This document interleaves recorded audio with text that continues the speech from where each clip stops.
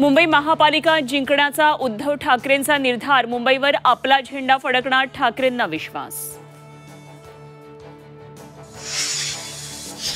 कल्याण डोंबिवली नागपूरसह मालेगाव महापालिका हद्दीत 15 ऑगस्टला मांस विक्रीला बंदी, स्वातंत्र्यदिनी चिकन मटणवर बंदी चुकीचीच, उपमुख्यमंत्री अजित पवारांची रोखठोक भूमिका। मुंबईतील कबूतरखान्यांच्या मुद्द्यावर आज मुंबई हायकोर्टात सुनावणी, सुप्रीम कोर्टानं हस्तक्षेपास नकार दिल्यानं प्रकरण पुन्हा हायकोर्टात।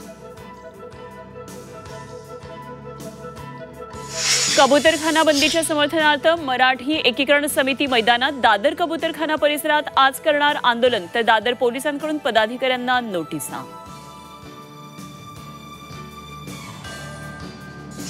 गोंदियात माकडांचा धुमाकूळ, शहरामध्ये 50च्या वर माकडांची फौज, वनविभागाचं मात्र दुर्लक्ष, माकडांचा बंदोबस्त लावण्याची स्थानिकांची मागणी।